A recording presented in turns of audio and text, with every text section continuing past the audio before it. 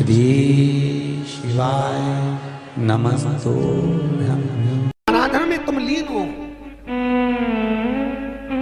महाराज दुनिया के लोग नहीं समझते कि शंकर पर जल चढ़ाने का क्या लाभ है।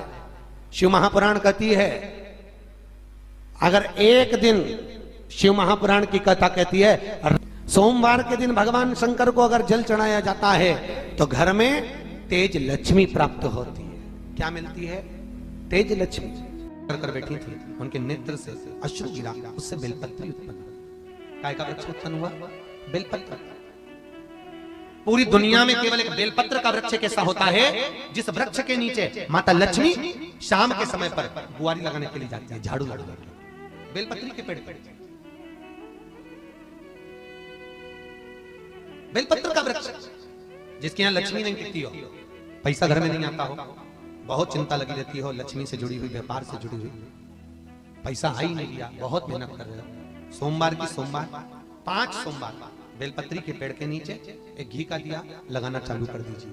शाम के समय थोड़ी सी मिट्टी बेलपत्री के पेड़ के नीचे की उठा कर लिया, घर के अंदर लाकर इतनी सी मिट्टी लाकर पटक दीजिए।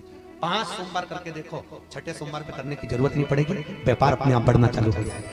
लक्ष्मी शाम के समय पर प्रतिदिन बेलपत्र के पेड़ के नीचे बुआरी लगाना।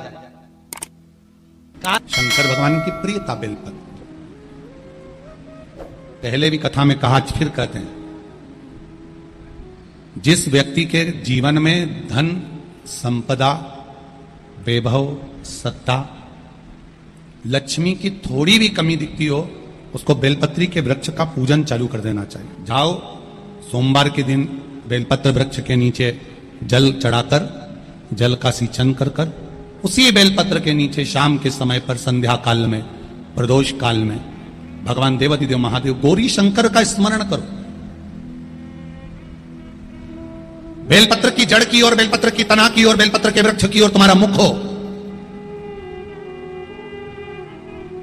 कोई आसन नहीं, कोई आसन नहीं, केवल बेलपत्र के वृक्ष की ओर तुम्हारा मुख हो। जहां बेलपत्री का वृक्ष है उसके नीचे बैठकर, उसकी छाया में, उसकी ओट में पंचाक्षर मंत्र नमः शिवाय, या फिर षडाक्षर मंत्र ओम नमः शिवाय, या फिर श्री शिवाय नमस्तुभ्यम का स्मरण कर कर अपने हृदय की बात गौरी शंकर से, महादेव से कहे।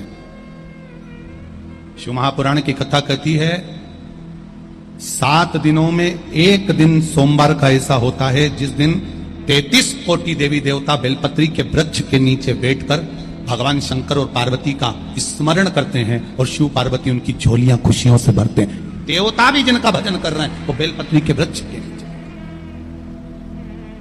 लक्ष्मी, मां लक्ष्मी भी बेलपत्र के वृक्ष के नीचे निरंतर विराजमान होती है।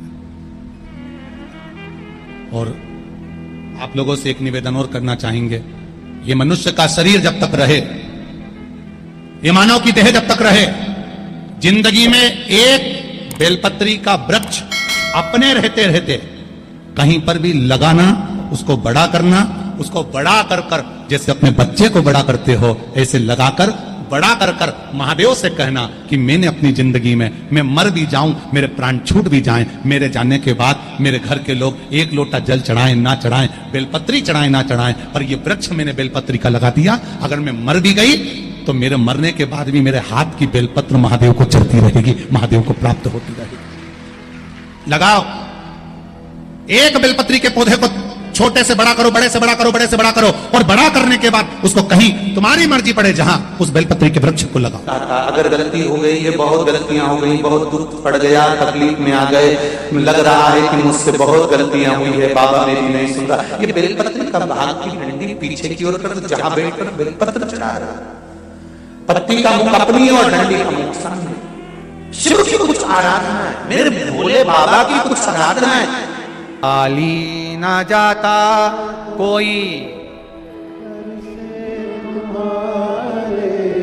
खाली ना जाता कोई, दर से तुम्हारे मैं भी खड़ी हूं नहीं, बाहें पसार मैं भी खड़ा हूं नन्ही बाहें पसार।